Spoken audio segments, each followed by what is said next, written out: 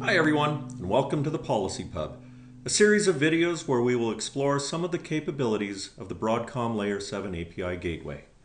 My name is Jay MacDonald, and I'm an adoption architect with the Broadcom Layer 7 API Management team. Today, I'm going to discuss explicit client certificate authentication in the API Gateway.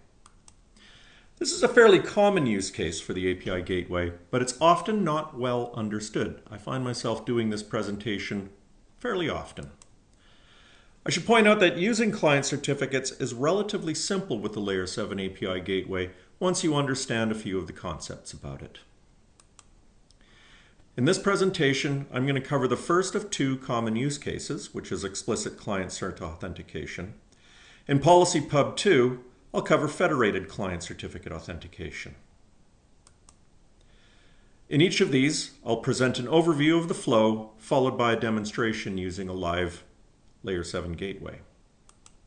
And I should point out that I've disabled authentication caching on the gateway for demonstration purposes by setting both of these two cluster-wide properties to a value of 0. So what's the flow for explicit client cert authentication? Well, on the left, in yellow, we represent a client using three different command line utilities. KeyTool and OpenSSL are used for managing and manipulating private keys and certificates.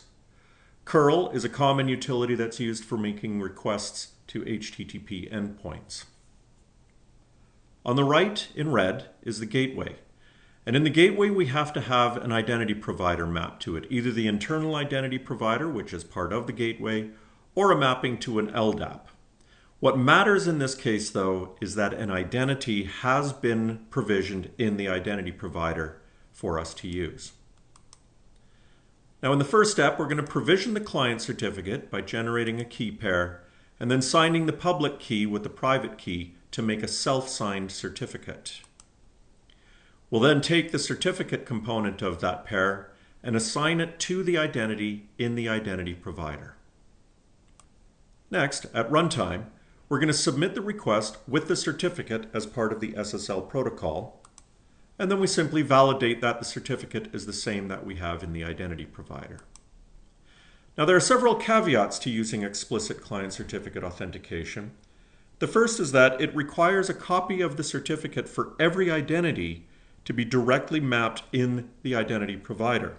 So this comes with a lot of overhead or a lot of management overhead to deal with. When a certificate expires, we must provision a new certificate into the identity provider, which adds more overhead to the management. And finally, there's no opportunity for revocation checking. Revocation of a certificate simply means that you remove the certificate from the identity in the provider. So let's go for a demonstration. Here's my policy manager. I have a very simple policy set up here. And what it's going to do is return a response that shows a few of the context variables that are available to us when we authenticate a client certificate.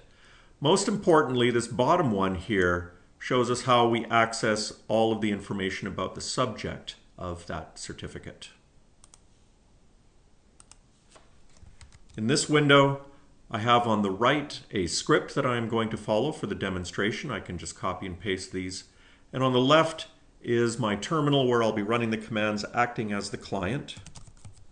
And note in here, I've already downloaded the certificate for the gateway, so I can use this in my curl calls, as we can see right here, so we do not get challenged for the server certificate. Now, my first step, I'm going to run the curl call, and I should get back our basic template response with no information because we didn't provide any information in the form of a certificate. Next, we'll set the policy up so that it requires SSL or TLS transport with client certificate authentication, and we'll authenticate the user against the internal identity provider. Now, since we don't have an identity in that identity provider, this should fail, which indeed it does. This is our standard SOAP fault response when a policy fails. What's important is that it shows us that authentication is required. So next, let's use Key Tool to generate a self-signed certificate. Note that the CN of our subject is J. McDonald, and when we provision this identity into the identity provider, the username will have to match the CN of the certificate. Next, I'm going to convert the PKCS12 file to a text-based PEM file for use by curl. And then I'll use Key Tool to extract the certificate component of that file. So now I've got my private and public key in a P12.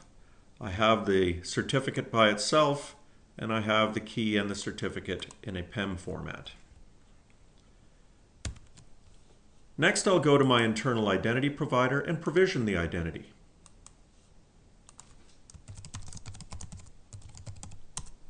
Because it's in the IIP, it does require a password. And I'll click on the Define Additional Properties so it immediately allows me to now associate a certificate with that identity. Okay, we can compare the issued to the issuer. They are the same. That means that we do have a self-signed certificate. And now, when I make a curl call where I actually incorporate that PEM file as part of my curl call, I should see a successful response that includes the information that was provided as part of that certificate.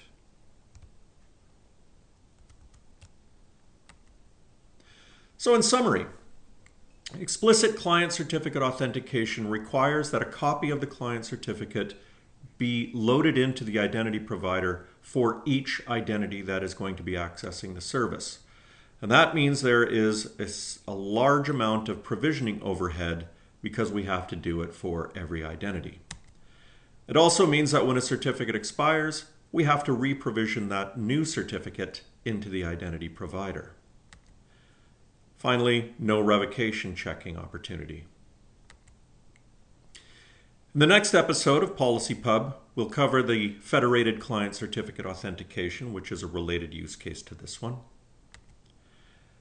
And that concludes this episode of the Policy Pub. If you have any questions, comments, or suggestions for future topics, please visit the Broadcom Layer7 API management community at the shown URL. Thank you for watching, and I'll see you next time at the Policy Pub. Cheers.